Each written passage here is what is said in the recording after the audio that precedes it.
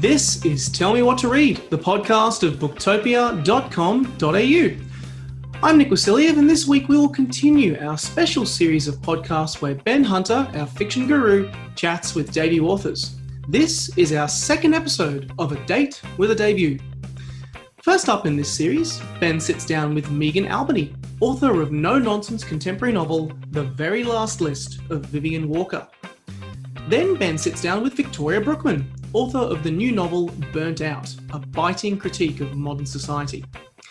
Then, in our final interview in this mini-series, Ben sits down with Kimberly Allsop to discuss her rip-snorting new book, Love and Other Puzzles. Check the show notes below for timestamps for both interviews, as well as links to all books mentioned. Now over to Ben's interview with Megan Albany, author of The Very Last List of Vivian Walker.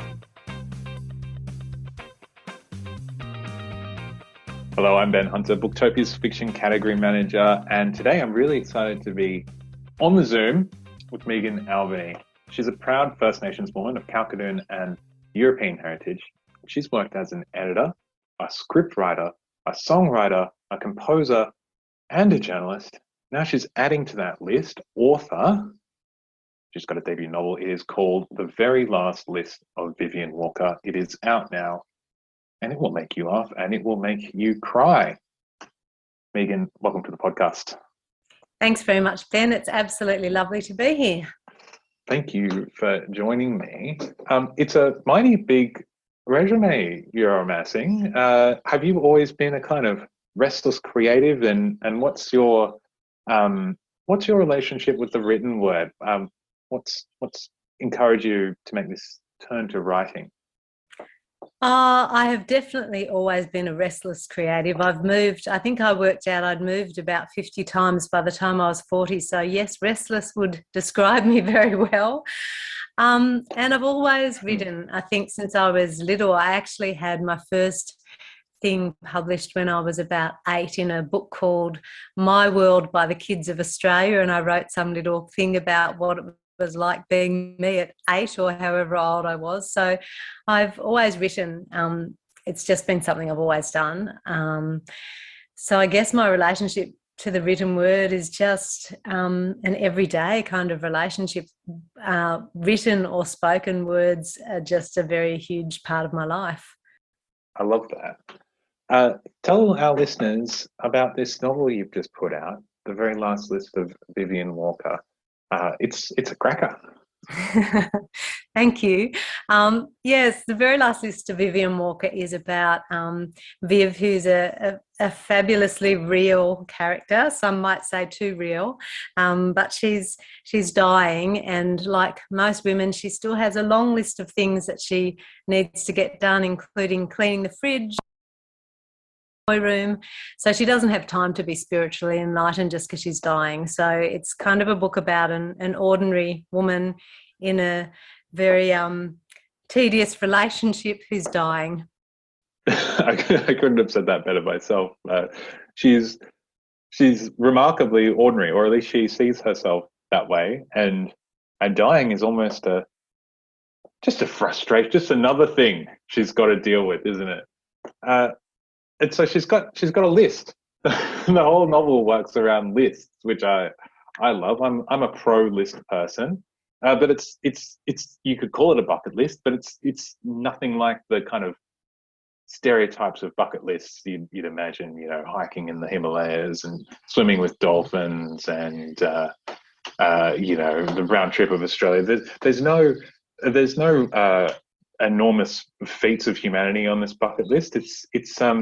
It's just a bit of life admin or death admin, if you'd call it that. So let me ask you, Megan, are you a pro list person, and are you a pro bucket list person?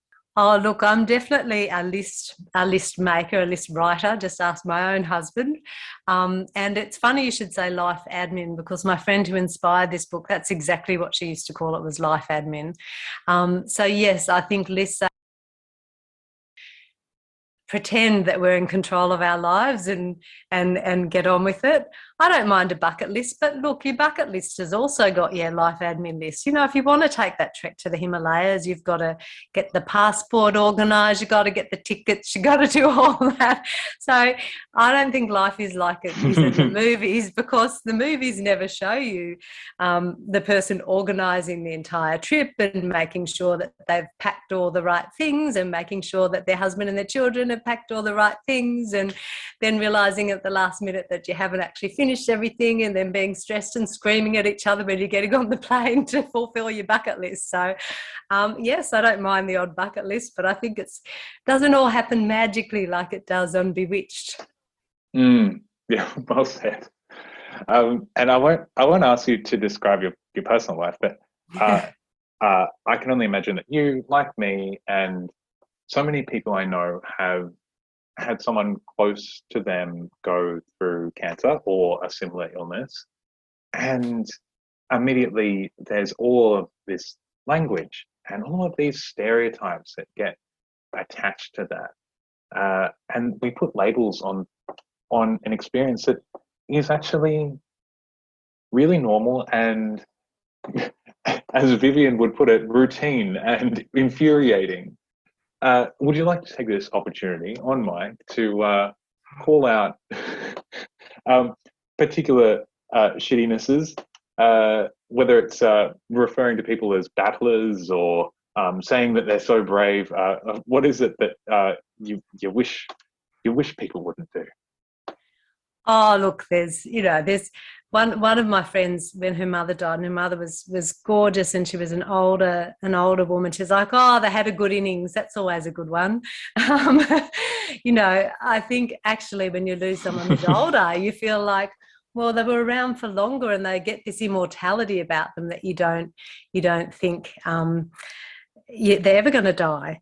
But it's not so much what people say for me when someone's dying as people saying nothing. To be honest, I'd rather they say they rang you and said they had a good innings, they were a battler, they said something. Because I think the worst faux pas that happens when someone dies is people don't know what to say. They don't want to offend anyone, and so they say absolutely nothing, and they're kind of missing in action. There's, the tumbleweeds roll through. I think that's the worst thing that can happen, but certainly people can behave fabulously badly when people are dying. They can say ridiculously stupid things. They can have Barneys in the hospital. I've seen it. People think that you're going to turn into, suddenly someone's dying. Oh my goodness, our completely dysfunctional family is suddenly going to be so well behaved and enlightened and fabulous. No, they're still going to be bogans in the hospital. They're still going to do all the wrong things, say all the wrong things, be annoying as all buggery. Yes, so I think there is a bit of an illusion that because someone's dying, suddenly the Dalai Lama will come down in amongst us and there will be peace and love and spirituality. But actually, when someone's dying, you're in crisis and there's a big drama, and most people don't put forward their best selves in a crisis. I think most people actually often put forward their worst selves in a crisis and then beat themselves up because they're not being their best. You're not going to be your best when someone you love and adore is dying and you can do nothing about it, and it's all out of your control. So you try and control whatever the hell you can, whether that's your husband, the nurse, the mess in the kitchen. You just try and control everything. So I think we just all have to have a bit more compassion for our foibles. Yeah. Oh, that's really well put, and I think that's the lesson Vivian has for us all. Viv, she lacks self-compassion a lot, but she's just trying to do her very best and get the most out of every little moment. And yeah, it's almost like you wish you could just kind of be there to just give her permission to do that. We could just reach out into the book and say, it's all right. To her and to her husband and her son, who's hilarious. It kind of dances around something that gets talked about a lot, which is this idea of toxic positivity. And there's some mention of Tony Robbins and the motivational speaker movement, and that kind of supermarketed, super clean, often very rich and very white kind of fanaticism. And of course that comes from a good place. But at best, it can just appear ridiculous to people who aren't ready for it. And at worst, I guess it can be exploitative, or it can be exclusionary. Where do you sit on stuff like that? Oh, look, I've been to Tony Robbins. I've done my fair share. That's why I can write about him. But I think that what I really think that, when you talk about toxic positivity, we can sometimes, it's only acceptable. I think it's perfectly acceptable to be ambitious and all of those, things, happy, excited, but it also needs to be perfectly acceptable to be completely depressed when you're depressed, completely devastated when you're devastated, and completely dysfunctional if you're trying your best. And I think you summed it up pretty well. Like, Viv really is trying her best, and what someone's best looks like isn't always what we think the best should look like. If people are doing, the best they can, with their life that they've had to date, and Viv didn't have an easy life, and I've loved how many people have understood that. I wanted people to see, when you're standing next to that person who's a rude cow in the supermarket and you just want to jump straight into judgment about her, maybe have some compassion, because you don't know the life that they've lived, and you don't know that that's not the best that she can do on that particular day. It's the last straw isn't always you're dying. The last straw is, this is all I can do today. There's so many demands made on us to be perfect and successful and fit and fabulous and, Insta-worthy in every time. And there's no photos of us all looking like crap. And so there's this unreal expectation. I think that's the problem. I don't have an issue with people wanting to do their best, but I do have an issue with people feeling like if they're not being their best 100% of the time, then they're a failure. Like, I think that's, it's really hard for people to live up to an expectation that isn't true. The magazines aren't true. Everything's photoshopped, all of that stuff. We need to just give ourselves a big break, especially if someone's dying, and we need to give yourself permission to be the worst behaved you've ever been. Just let it all hang out and don't try to be spiritually enlightened. Just survive it. Oh, yeah. Yes, well said. And it's not just Viv who's at wit's end, It's her husband Clint and the son Ethan as well. And we get their different perspectives, and they've also got their own lists. So this begs the next question. They're all hilarious. Who did you enjoy writing the most? I love them all. I kind of liked writing Clint because my husband wants to get a T-shirt made up that says, "I'm not Clint." And I loved writing Clint because whenever I'd read it to my writers group, they'd all start looking at Mark, my husband, like, "Is that you? Do you do that?" So there was a wicked evil part of me that liked writing Clint. But I loved Viv. And I loved Auntie Sugar. She's completely that over-the-top person that we'd all love to be. She's got no filter. So she was great fun to write. And I loved writing Ethan. My own son is older than that, but I just love that age. And he was just gorgeous to write. I fell in love with Ethan. I was heartbroken when I had to write the letter to him saying goodbye. That was probably the hardest bit of the whole book for me to write. Yeah, I can only imagine that. That was a moment. Yeah. I'll ask a much less heavy question. Do you share the love of good tea that Viv shares? Yes, I am very much a tea drinker, and again, my gorgeous friend who inspired the book was an even bigger tea drinker than me, and I was left with a huge inheritance of tea. So yes, I'm a big tea drinker, although sadly these days I can only drink herbal tea, not black tea, because I tend to get migraines, but I do still you know, if I'm going all out there and party time, I will have a chai with black tea. I'll still do it. And I will still have, you know, a very good Russian caravan if it's on offer. I know I'm very wild and crazy. Speaking of wild and crazy, I read that you were recording or composing music to accompany this story as a kind of multi-talented professional. Is that true? Oh yeah, just had to show off, you know. No, I've always had the two, always had the two careers hand in hand, and it was just Mark and I, my husband and I, have written music for soundtracks, and I've always loved that when you've got a story that the music goes with. So I was just really inspired to write some music that would be the musical journey of the book. So that was a lot of fun, and just trying to think of the characters when I was writing them, and even trying to think of the sort of music that they would like, and trying to write to the book was really, you know, was a great fun process. And part of me realised I was quite insane doing that, because I was trying to finish. I have a 2-book deal with Hachette, so I was finishing a book, or editing the book, writing the album, recording the album, trying to finish the 2nd book. So I don't know if I'd do it again, but I loved it the first time.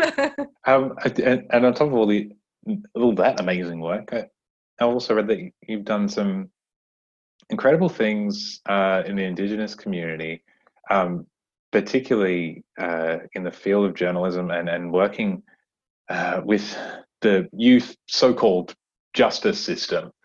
Can you tell me a little bit about that?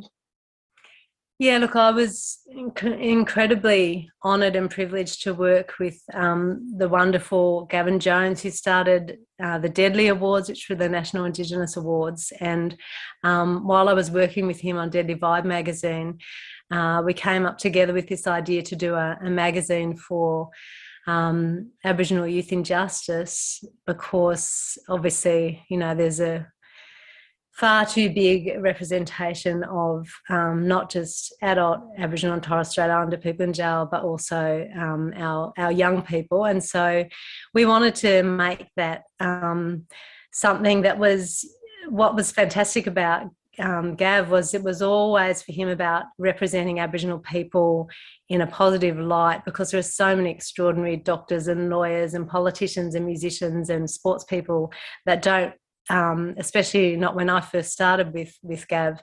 He managed to turn some of that around, but there wasn't very much positive media around Aboriginal people. So In Vibe magazine, which was a magazine we did together, was really, you know, about role models. There was stuff to do with that was, you know, for kids in justice around, you know, STIs and drugs and stuff like that, just information. But it was really showing positive role models. You know, every cover would be an amazing footballer, or, you know, Jess Malboy or someone like that, Christine Anu, someone who is doing amazing things, and also people in the community, and just showing our young people that there are so many role models in our community. You don't have to look very far to find people who are doing extraordinary, amazing things.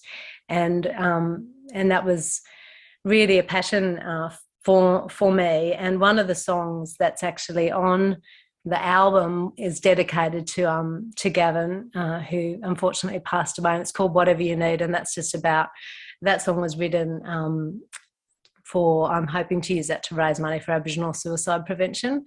And yeah, so that he was an amazing person to work for. And the Deadlies was all about showing people just how extraordinary, you know, Aboriginal and Torres Strait Islander people are in this country, and giving that a really big platform. And when he started that with Rhoda Roberts, who is, you know, is obviously one of our most amazing women, that conversation wasn't out there. And I believe that those two people single-handedly changed the representation of First Nations people in the media. We will definitely have to look out for that album, particularly that song. That sounds brilliant.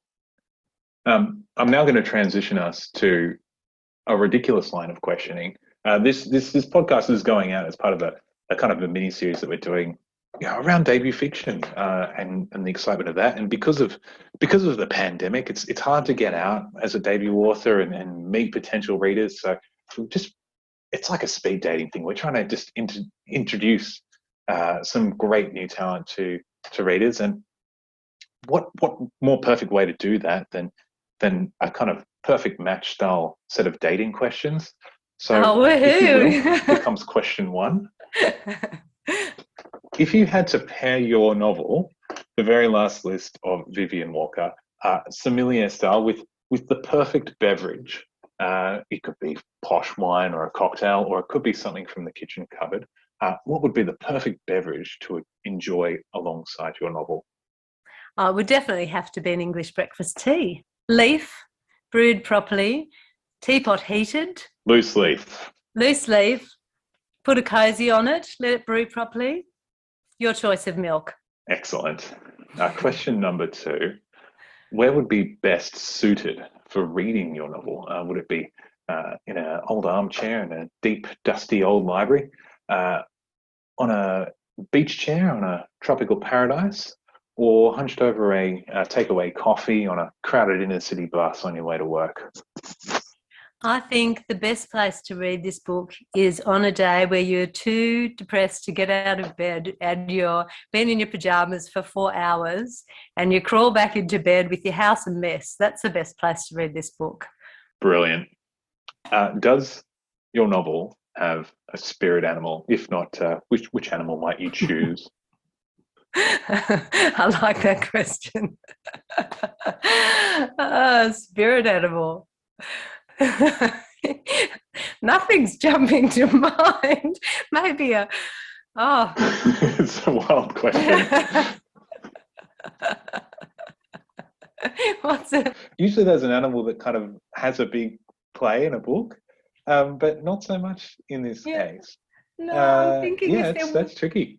Something to if dwell there was, on. you know what? It would probably be a camel, because they're kind of rude and they spit at you. and they're not well behaved camels, so they're a bit stinky and obnoxious. That's the closest I can But they're get. gorgeous. Yeah, I love that. A camel. And final question, what is the ideal date for your novel? Is it a spiritual hike in the mountains? Is it a wild night of dancing in the city? Or is it curled up with takeaway food on the couch with a rom-com? The best date for my novel. Well, they're not very romantic, the characters. So, look, I think the best that they would do would be some, I think it would probably be the takeaway. I would have to say takeaway, and just being able to clear just enough space on the filthy kitchen table to find some room to put it.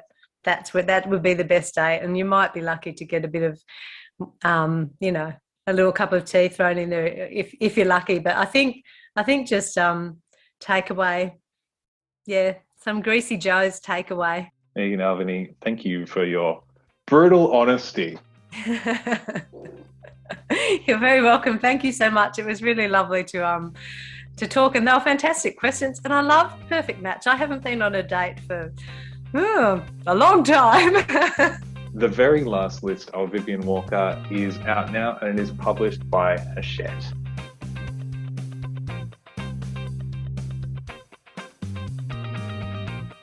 Now over to Ben's interview with Victoria Brookman, author of Burnt Out.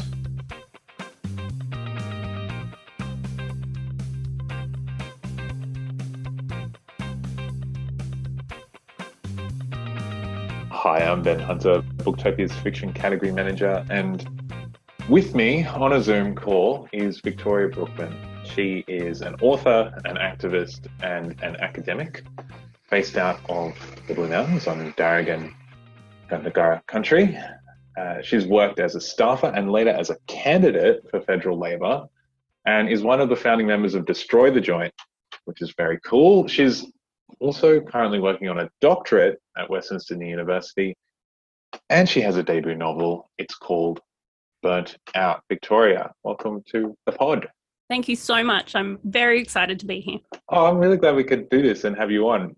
Your novel came out right at the top of the year, and everyone was kind of busy dying in New South Wales, Oh my and we didn't God. really.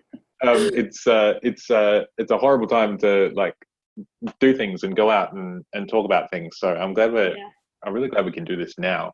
Yeah. Because it sounds like a hell of a book. I guess I'll start by asking, now that it's been out in the market for a few Mhm. weeks and you've been having people tag you and just strangers who have read your book and now professing to love you, how does that feel? Is that a good experience, or has it made you a nervous wreck?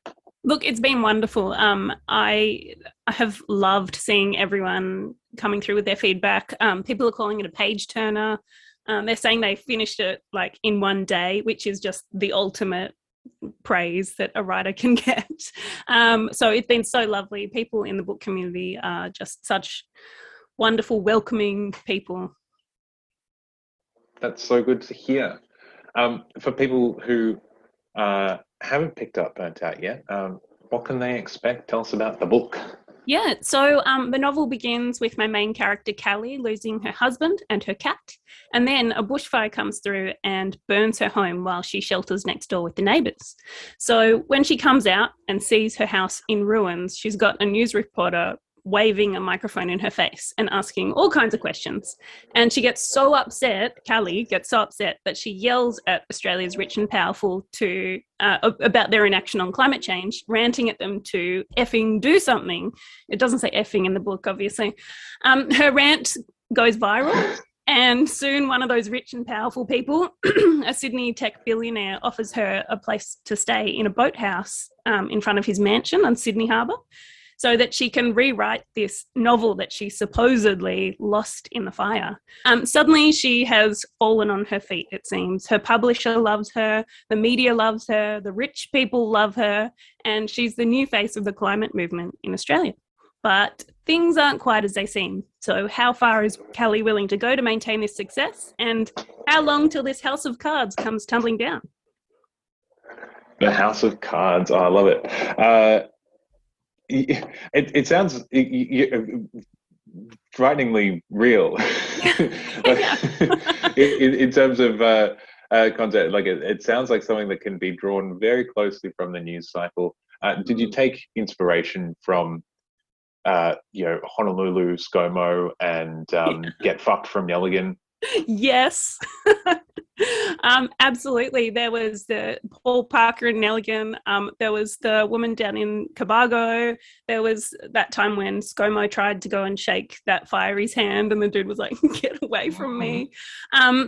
That whole summer was absolutely traumatic and horrible for so many people, including me and my family, but it was also just ripe with inspiration. Certain things you can't make up, right? Like the PM in Hawaii. What's the chances? Yeah, well, I think he's got a bit of a habit of that. Yeah. But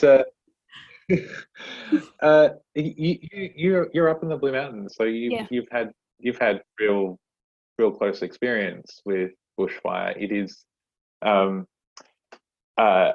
I grew up there, and when it comes, it is actually horrifying. Yeah. But it's also just an existential thing that would hang over us every dry summer. We'd be like, "Is it going to happen? Is it going to happen? Is it going to happen?"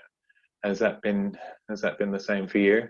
Yeah, absolutely. So we'd been in the mountains for about 4 years by the time the Black Summer came around. And, we moved in here knowing that it's a, high fire danger area. And we always expected that, we might have to get out of here. But that summer, when there were all those catastrophic days and it hadn't rained heavily for so long and the ground was so dry, it was taking it to a whole other level, wasn't it? So we evacuated a handful of times ourselves on those really bad fire danger days. Sometimes we went and stayed on the floor at my mum's house or in like a spare bedroom at other relatives' places. And sometimes we went, just kind of walked around Penrith Shopping Centre for like the entire day with all our stuff in the boot.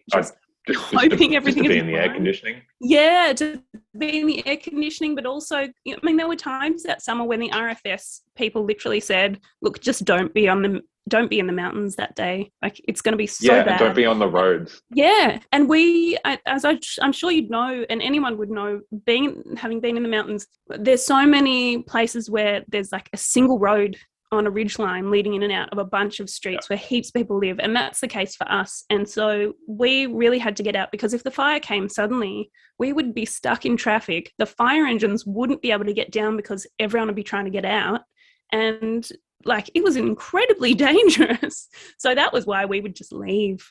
But it didn't stop the anxiety. I would just sit there while we'd left and just like look at all these fire watching apps, like the Wind and the satellite hotspots and the RFS, and just like ache for the mountains, seeing the fire, coming up towards communities, especially around Wentworth Falls, up the King's Tableland Road. That was just horrible.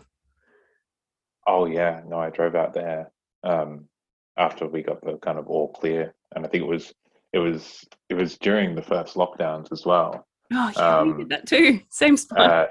Because I had a relative around there who lived alone, and we needed to get stuff to her, so we did the we did the thing that we're not meant to do, is like drive out of town during the lockdown to get things to her.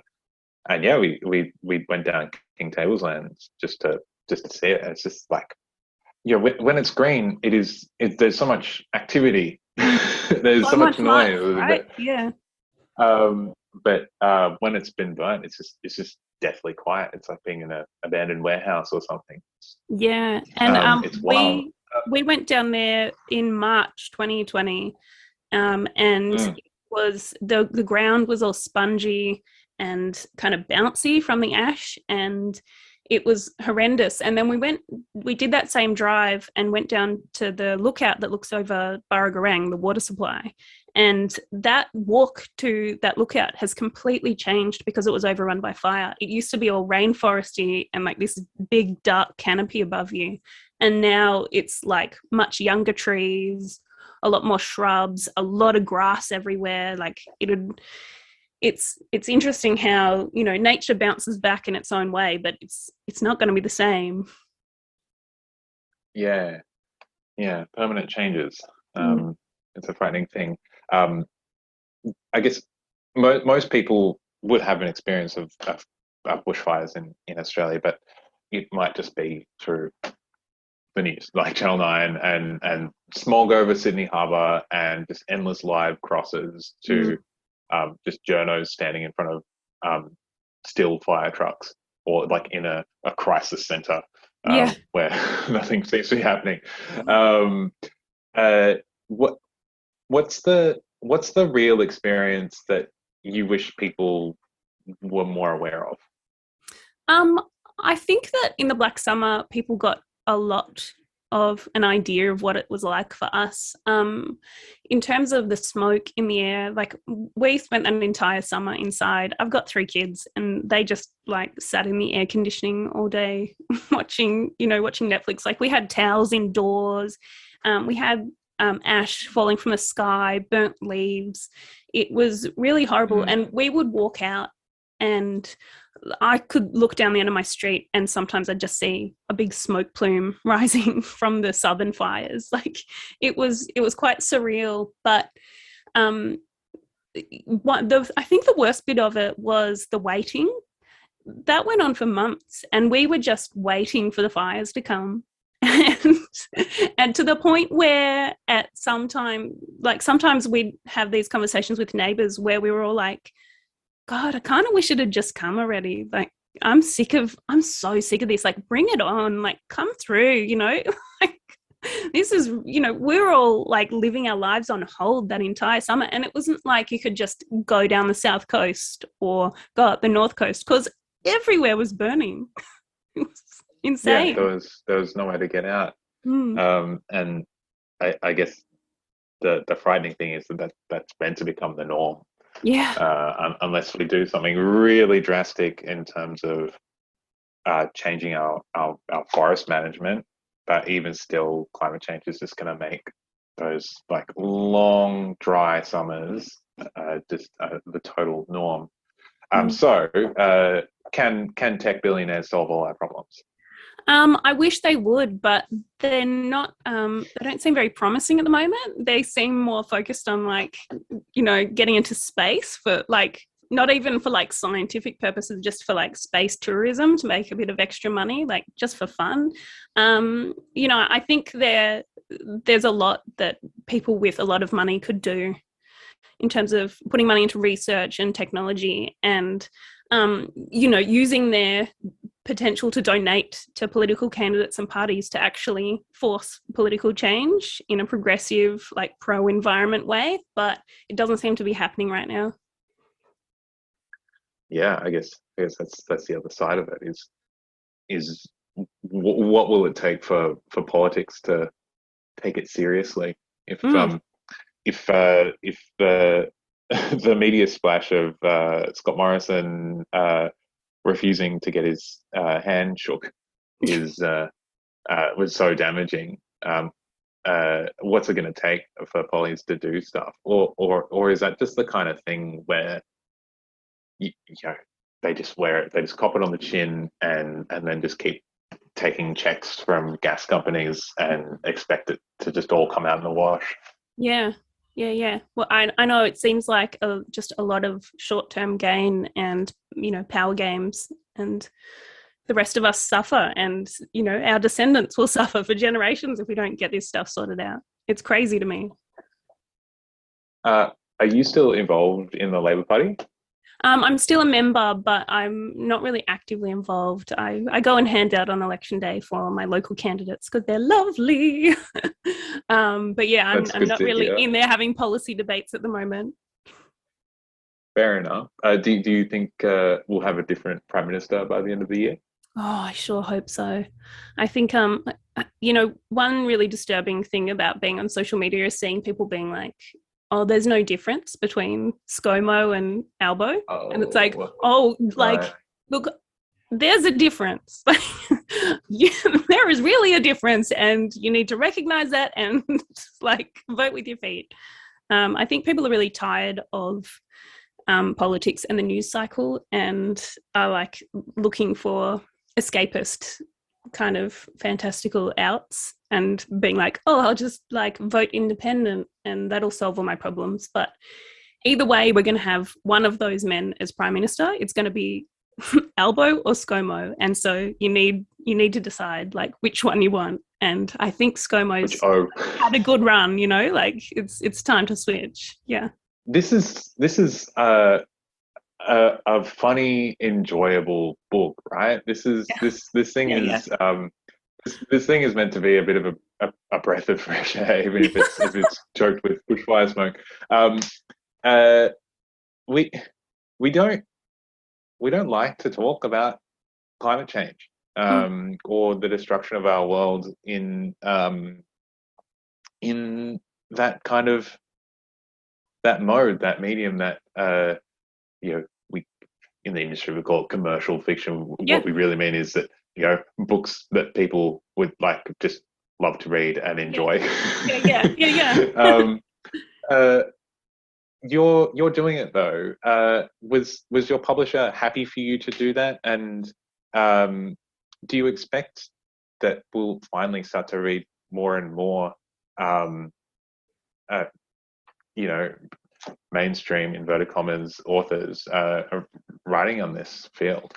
Yeah, I think so. I mean, I'm definitely not the first Australian women's commercial fiction author to touch on climate change. I know there's a bunch of other people who write about that and write around kind of other political themes. One that springs to mind is Penelope Janu. She's written several books that kind of touch on climate change as well.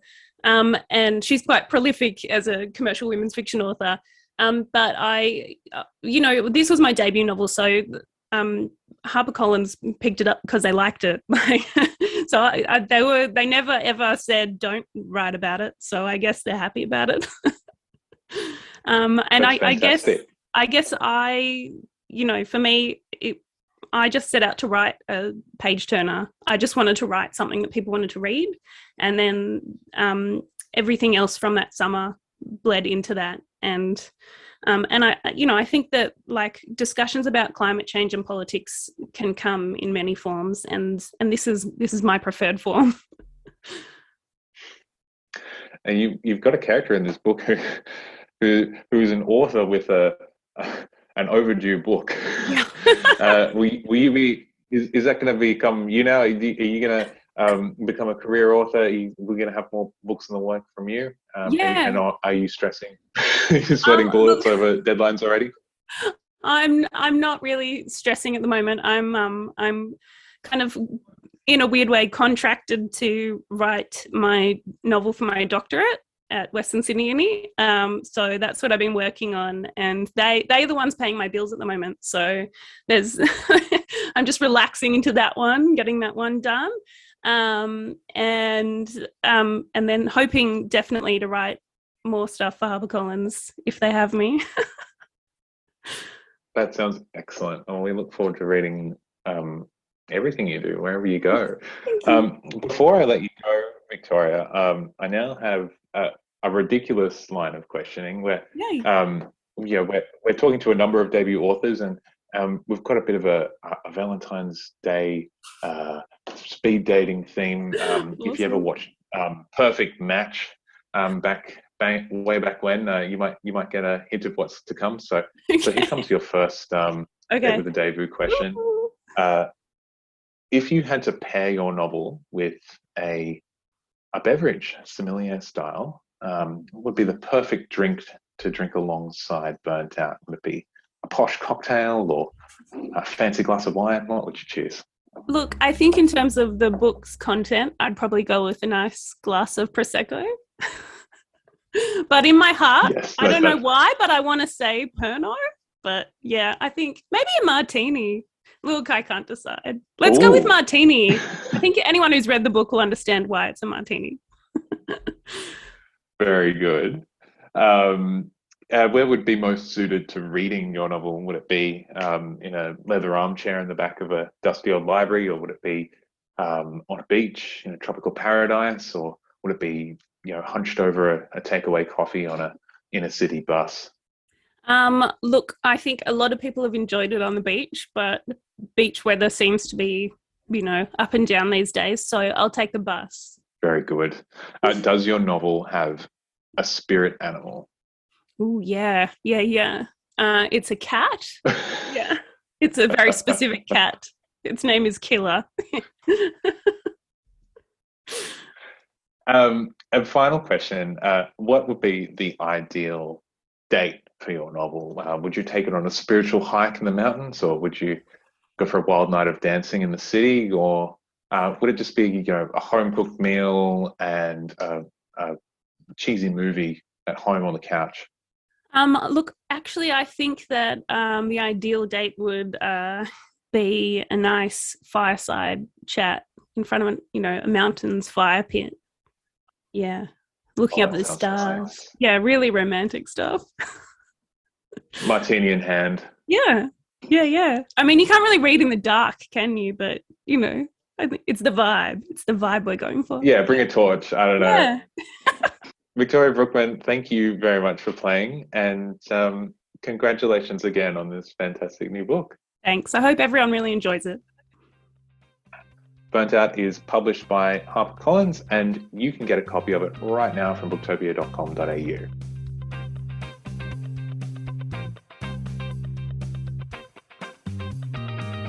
Finishing our Date with the Debut series, now over to Ben's interview with Kimberly Allsop, author of Love and Other Puzzles.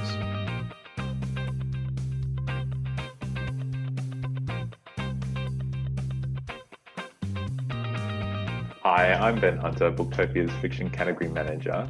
Thanks for listening, and through the miracle of Zoom chat today, I am talking to Kimberly Allsop.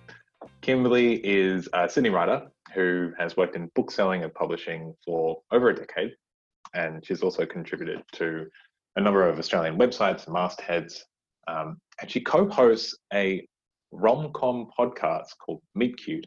Her gorgeous debut novel is called Love and Other Puzzles. Kim, thanks for joining me. Thanks for having me. This is very exciting. This is my first interview. Oh, may it be the first of many. You have the same publisher who has done a spate of mega best-selling fiction, and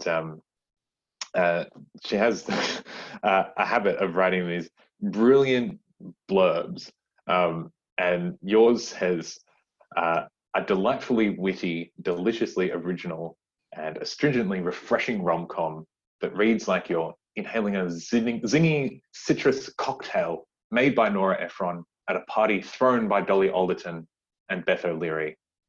Now, have those authors thrown you a party yet? And would you like to be drinking with them? I mean, immediately, yes, I would love to be drinking with them. They have not thrown me a party, so I think that's a huge misstep on their behalf.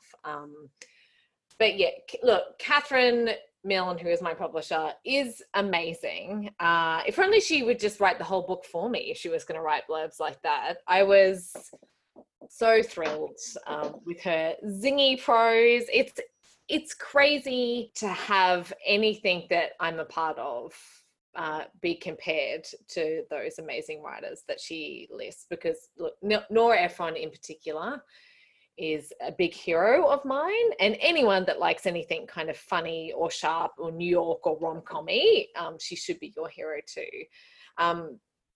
The first time I saw that, I think I got a bit teary. This whole process has been very emotional. Look, I probably had a couple of those zingy cocktails before I'd seen it as well. I love that. And witty and sharp, I think are very, is definitely on the ball for what I've been reading in this book. It's a lot of fun. So for our listeners, do you want to paint an oral picture of your character Rory and her wonderful, disastrous life? Yeah, well, I guess most of her life doesn't appear to have been too disastrous until the start of this book. And I feel like that's almost part of the problem, because she's just such an organized person, and she's moved from Brisbane to Sydney, which is something I did for work as well a long time ago. And she's left her family behind, and she started anew, and she's trying to be a journalist, and she's got like a 5-year plan, and it's laminated because of course it is. And she's in a relationship, and she's been living with Lucas for a while, and nothing is kind of progressing beyond that point. So, you know, she does her 12,000 steps every day. She pre-packs her lunch, all traits I wish that I had and I do not have. So despite the moving from one city to another, I really don't have anything else in common with Rory other than the crossword love. And so she's done all that, and nothing is changing. So she decides to take a leaf out of one of the rom-coms, which is normally when you have something, a wacky spanner in the works, and she puts her own spanner in when she decides to follow the signs from the New York Times Daily Crossword, at least for a week, and use them to guide her in all her life decisions. And that's when everything kind of unravels at a cracking pace, and it had to, because the book's only over a week. So I really had to stuff her life up quite quickly. So it was a lot of fun to do that. Poor Rory. Yes, it's a wonderful car crash to witness, if there is such a thing. And I think readers will relate very closely to that character who is, I think, at the end of her 20s, right? And she lives in the city, and she's in a cool workplace, and she's got a seemingly cool boyfriend, and she does all the things that the internet tells you to do and that your friends tell you to do. You know, she does the 12,000 steps, and she does the meal prep, and she probably gets 8 hours of sleep, and she goes jogging, and just, you're doing all the things, and she's there at work every day at an ungodly hour with a smile on her face, working her guts off, and just none. It achieves nothing. It seems like she's spinning her wheels, and I think it's really refreshing just to see confirmation of this glaring fact for so many of us kind of competing in the rat race of life. But doing all of that isn't enough by itself to make you a better, perfect human. There's no such thing, and we all need to introduce chaos into our world with crossword clues. That's like the nerdiest way I think you could ever introduce chaos into your world, and I love it. Well, I guess that's the thing, though. You can feel like you're doing everything you're supposed to be doing, and you could probably go for years doing that without realizing that something's missing, without realizing that you're not actually happy in what you should be happy in, and that was the job you thought you should be doing, and it seemed incredibly creative and fun when you were a teenager and you're lucky enough to keep doing it, but that might not be where you're supposed to be. And I feel like we don't spend a lot of time asking ourselves those questions. I don't know whether that sounds very wanky, me saying that, but it's very easy just to continue on doing something without realizing that you're not satisfied or getting any joy out of that just because it's easy. So maybe unless we all have laminated lists, we won't realize that we're not progressing at all. And the workplace that she is in is a clickbaity, click-hungry online newspaper platform called The Connection, which you describe very wonderfully, and I think you've spent some time in and around this kind of industry, and it was very funny to read your description of it. Tell me about your experiences with it, and did you have a lot of fun drawing a description of The Connection? It was a lot of fun. Look, I'm gonna say stuff that doesn't get me in any trouble with anywhere that I have been. Please do. Because I do marketing and publicity, and I continue to do that. So I need to keep getting money for doing that job by not throwing anyone under the bus. Yeah, look, I think it's also just seeing how the media has evolved and how news is consumed and churned out, which I think makes me sound like 150, and that I've been around since the printing press. But in terms of that like clickbaity kind of BuzzFeed stuff and how much people just share that stuff on social media compared to sites like The Guardian, which you also like share a whole bunch of stuff around as well, but they need to offset maybe some of the more serious stuff with stuff that people are going to click through and share. And I think that has changed the way that people get any news at all. And that's a very interesting thing to look at. But I have taken authors around to do interviews in some media offices, and they do have giant like numbers, like goal screens, almost like what you'd find at the football, with how many clicks articles are on, and they are aiming to get a certain amount of clicks every day. And that's those kind of places where you've got to, as a journalist, if you're working there, you've got to be putting out like 6 articles a day. It's nothing long form, which is terrifying, but also works. I'll bet. It sounds like a stressful environment to be in, even though it's so glamorized. And yeah, it's a stressful and strange and wonderful position to put this character, Rory. She's also a crossword enthusiast. She's a crossword advocate. Are you a crossword advocate, Kimberly? I am, and that is how the book came to be. I didn't follow the clues for a week and just kind of upturn my whole life, but I do the crossword every day, the New York Times crossword puzzle on the app, and I've been doing it for years now. And at the time, it was right before Rodham was about to come out, Curtis Sittenfeld's novel, and I love Curtis Sittenfeld. And I was tossing up whether or not I had to get it immediately upon publication or just wait until next time I was in a bookshop. And I was actually texting someone who would end up being my publisher at the time and asking her if she'd read it yet. And then I was doing the crossword, and one of the answers was Hillary Rodham Clinton. And I thought, oh, great. Well, that's what I'm going to do now. I'll just immediately go and buy that book. And so I did that. And then I thought, wouldn't it be interesting if someone based all their life decisions on the crossword? And I banged out the first chapter of the book, which hasn't really changed much since then, and sent it on to my colleague and friend and now publisher, and was like, do you think that this is any good? And she was like, keep writing. So that's what I did. So the crossword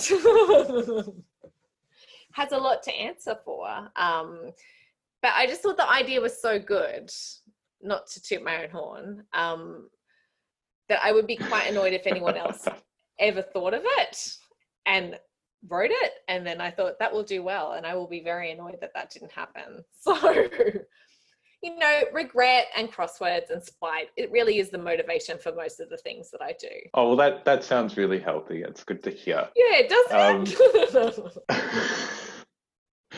it? On the theme of crosswords, I have to ask about this ridiculous thing that just, and it kind of dovetails into this idea of click farm journalism and people manufacturing opinion and trying to make you care about things all the time. Wordle, do you do it, and why is it so suddenly important? Look, I don't know why it's suddenly so important, other than I think it makes us all feel pretty good. I do it. I wasn't doing it when it first kicked off, but actually there is a group of friends. There's 3 of us in a group, and every day we're on our own leaderboards for the New York Times mini crossword puzzle. So you get a daily every day, and then you get a mini. And so we compare our times for doing that. You know, another very healthy thing to do. And they were commenting on their Wordles and saying, everyone's doing it.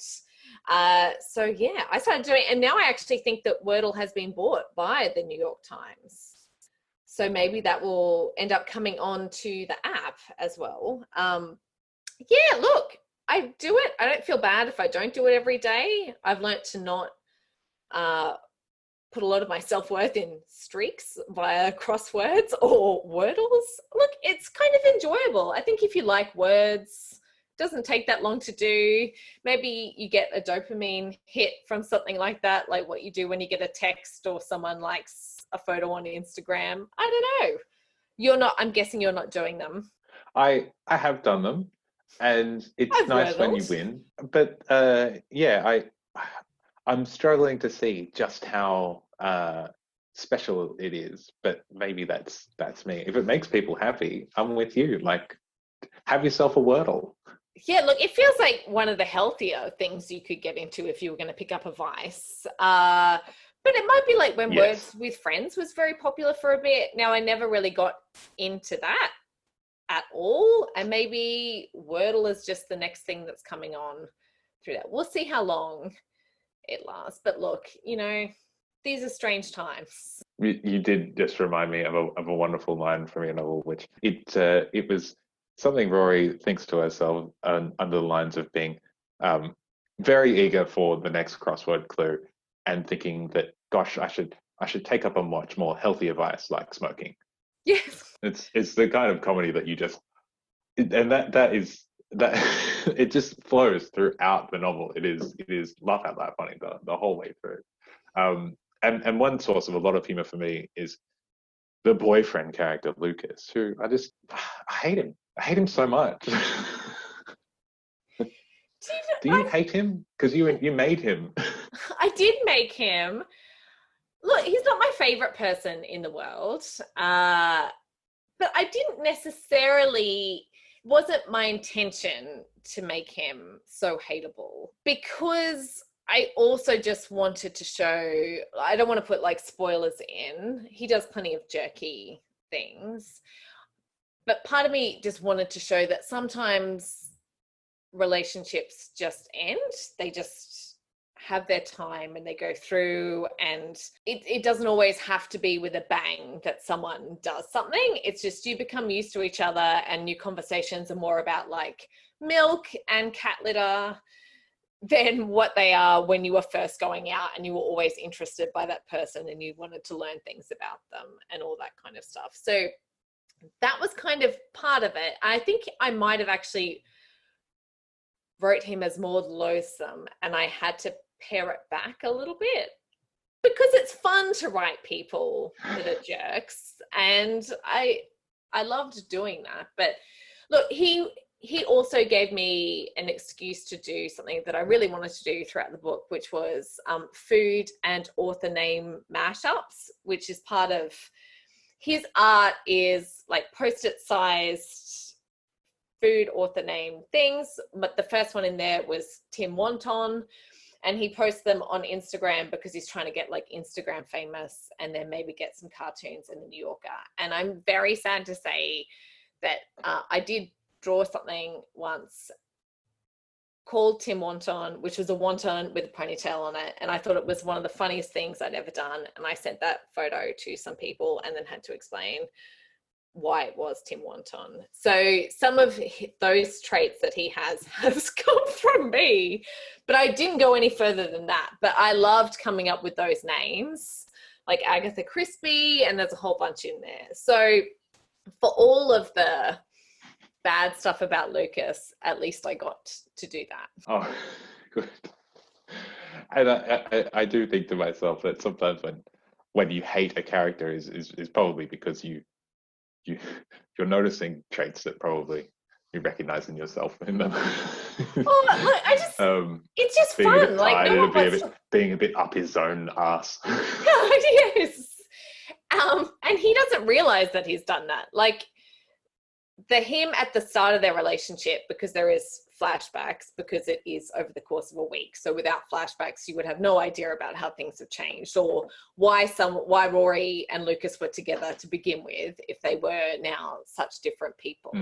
And so he wasn't always like that. So maybe he just started becoming up his ass without him even realizing, or maybe his ass has changed shape. I don't know. Something has happened. Okay, so now we're going to jump into an even more silly part of the programming. We're having this chat in context of a number of debut novelists I'm kind of chatting to, and it's Valentine's Day-ish, and I'm doing a kind of a perfect match thing, right? We're kind of speed dating. A date with a debut novelist is what we're calling it. So if you'll allow me, Kim, I've got some very silly questions for you, just to see if we can be a perfect match for your novel. So question number one: if you had to pair your novel with a beverage, sommelier style, it could be anything, it could be something from the kitchen cupboard, could be posh wine, anything at all, the perfect beverage to pair with your novel, what would that be? Oh, I'd love to be fancy and say a posh wine, but I can't even think of a name for one. I would also, I feel like beer is always my immediate response to anything, whether someone's talking about drinks or otherwise. But I think for this novel, I think you want something delicious and a little tangy and tarty, I would like to think. So I feel like a gin with a yuzu mixer. Strangelove makes some great ones, and they're very refreshing. And I just love anything tangy or tarty, and I feel like that would suit this book. Sounds delicious. Okay, question number two. where would be best suited to read Love and Other Puzzles? A dusty old library in like a leather armchair, or on a tropical beach in a beach chair with your feet up, or hunched over a takeaway latte on a crowded inner city bus. Oh, I'm daydreaming about being on a beach and doing that instead of in my work from With home a study. yuzu gin. Yes, please. I mean, the 10 of them. I think it's probably hunched over a coffee on some public transport. I don't suggest that anyone consumes any food or beverages on public transport. That smells and no one likes it, and, spillage. But there is a lot of bus scenes in Love and Other Puzzles, and a bus driver plays a big part in it. So, I feel like that kind of fits in with everything that's happening in that book. And we should all be nice to bus drivers and then read Yes. So question for you personally, do you say good morning and thank you to every bus driver? I do. Well, not like everyone, because that would imply if I walk past one on the street, I might start engaging with them. But whenever I get on a bus, I absolutely say good morning, and it from the back, or that kind of second door that you either enter or exit from, I like to yell a big thank you, so that everyone else knows that that's what we should be doing and waving to bus drivers. I think they're amazing. It's such a thankless job. Why not help these people, especially these days when they're working and possibly going to get COVID or something, just so that we can get to the library or our place of work. So yeah, I think they're amazing. We should all be being very polite and lovely to our bus drivers. Yeah, here. Question number 3, and this one is extra ridiculous. Does your novel spirit animal? That's such a hard one. I feel like I should be well versed in all kinds of animals because I have a 3-year-old. So things should just kind of plop into my head. Maybe a wombat. I feel like they're pretty single-minded. At least that's what I've gathered from Jackie French books, in their pursuit of things. And I think that's kind of what Rory is for a bit as well, whether it be carrots or grass. And then the need to curl into a ball in the face of drama or something confronting. So I think I'm going to go wombat. It's not the most flattering animal, but I think people like wombats, don't they? Do you like wombats? Adorable but tough. I think that's perfect. A wombat, your spirit animal. And final question, what is the ideal date for your novel? Is it a spiritual hike in the mountains, a wild night of dancing in the big city, or is it curled up at home with a home-cooked meal and a cheesy movie? Look, definitely at home with a cheesy movie. I would suggest possibly not a home-cooked meal. If I was doing it, because I do not care for cooking. I care a lot for eating, but I don't take no enjoyment in making food whatsoever. So takeaway, I think, and a cheesy movie, absolutely. I would say I pick a classic like When Harry Met Sally, which is hilarious and would give an excellent indication as to whether or not that person that you're on a first date with is worth continuing to date. Because if they don't find that movie funny, I would say that is a huge red flag, and good of you to have found that out sooner rather than later. Yes, Sage advice. Yes, it's not my favorite movie. That would probably be like You've Got Mail, which would be another great one, but maybe save that for someone when you know it's for the long haul. Oh yeah, you do all the Meg Ryan, Tom Hanks films as like a marathon. Absolutely. It's a good way to get the measure of someone, I think. What would be your cheesy movie, Ben? I don't know, Space Jam. Oh, that was on TV the other day. I was very excited. Oh, good. I'd forgotten Bill Murray also popped up. Oh yeah, no, he's integral in that film. And thank you for your time and for this brilliant, funny, and adorable new novel. May it be the first of many. Love and Other Puzzles is published by HarperCollins, and you can get it right now from Booktopia. Kimberly Alsop, thanks for being on the podcast. Thanks so much for having me. Silly questions only going forward. Thank you. Deal.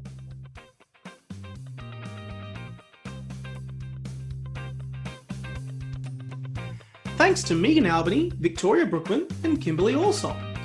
You can find links to all the books discussed today in our show notes, or head over to booktopia.com.au. Stay tuned on Friday for our next podcast, where we'll be discussing the books that we are reading at the moment. As always, thanks for listening, and never stop reading.